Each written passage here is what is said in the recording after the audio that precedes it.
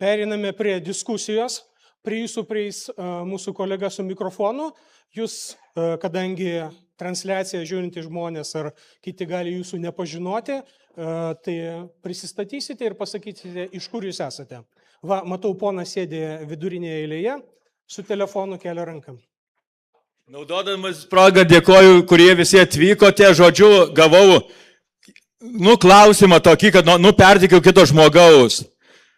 Kaip bus su medžiotojais, kurių plotai bus poligonų teritorijoje ar net šaudyklos vietose ir kaip bus galima medžioti, kai šaudys, kažkas va tokio, kaip su medžiotojais jūs pasielgsit, ten yragi plaktai vis. Labai geras klausimas. Tai tikriausia paprašysime aplinkos ministerijos, taip, pona Algirdą Klimavičių atsakyti, kaip poligonai ir medžiotojai, kaip tai viskas yra. Labas vakaras. Kaip ir kituose poligonuose, taip ir šitame fauna vis tiek lieka gyventi ir jo skaičių reikia reguliuoti. Ir medžioklės plotų naudotojams yra suteikiama teisė reguliuoti faunos gausą.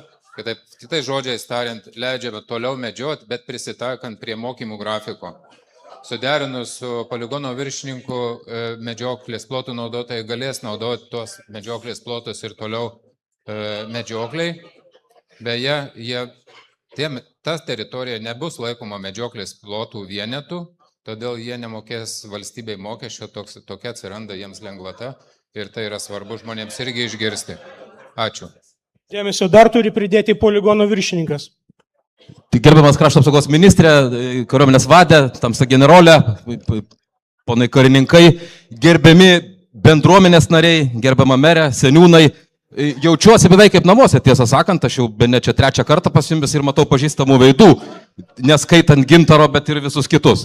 Tai sveiki visi dar kartą, malonu jūs matyti. Papildysiu dėl medžiotojų atsakymą ponui Gintarui. Reiškia, visi medžiotojai, kurie veikia šiai dienai planuojamoje poligono teritorijoje ir toliau veiks sėkmingai toj pačioj teritorijoje.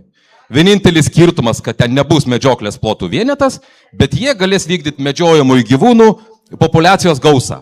Su kiekvienu medžiotojų būreliu veikusiu iki šiol, veikiančiu dabar ir ateityje veikiančiu poligono teritorijai bus sudaroma ilgalaikė bendradarbiavimo sutartis.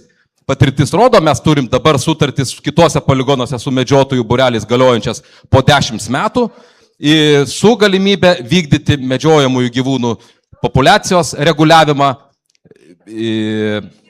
teritorijoje, nevykstant kariniam pratybom pagal atskirą suderintą grafiką.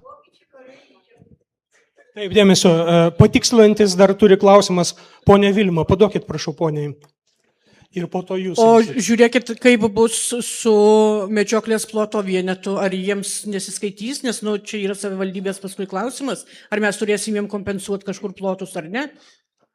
Ačiū už klausimą. Aš labai trumpai atsakysiu, dėl medžioklės plotų vienetų patikslins mane aplinkos ministerijos atstovas. Bet karinio poligono teritorijoje medžioklės plotų vienetos formavimas yra negalimas. Reiškia, buvę medžioklės plotų vienetai nebus poligono teritorijoje, tačiau yra įstatymų nustatyta tvarka, kompensaciniai mechanizmai, kalbu ne apie pinigus, o apie atstatymą plotų vienetų, kitų laisvų medžioklės plotų vienetų formavimo vietai, reiškia, suformuoti. Medžioklės įstatymas buvo prieš pusantrų metų papildytas ta proga, kai Rūdnikų karinės poligonas buvo steigiamas, nuostata, kad jeigu valstybė turi laisvų medžioklės plotų, tai neskelbia konkurso juos išnuomoti kažkam, o atiduoda tiems medžioklės plotų naudotojams, kurie nukentėjo, pavadinkim, dėl karinio poligono nustatymo ir medžioklės plotų vienetai buvo sumažinti. Taip, bet jūs suprantat, kad savivaldybės taryba, kuri tvirtina medžioklės plotų vienetus, privalės kažkur ieškoti plotų tam, tiksliau 3, ten jeigu aš neklystu, medžiotojų būreliam. Kaip jūs įsivaizduojat, mes tą teritoriją rasim, savivaldybės teritorija nesiplečia? Aš labai trumpai pasakysiu, mes medžiotojų iš teritorijos, kurioje jie dabar vykdo veiklą, niekur neišvėm. Jie kaip vykdė veiklą, taip vykdo ir vykdys ateityje. Tai klausimas tik tais, čia yra formalumo, medžioklės plotų vienetas yra ar nėra, bet jie veiklą vykdo medžiojamųjų gyvūnų skaičiaus populiacijos gausos reguliavimą ir nemoka mokesčių už medžioklės plotų vienetą, nors teritorijos visiškai nepraranda.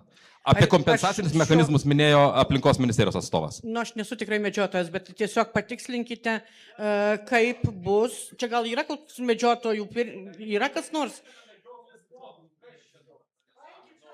Taip, ačiū labai Vilma. Dėmesio, jeigu yra klausimų susijusių su medžiotojų būrelių veikla ir taip toliau, užsirašytas šitas klausimas.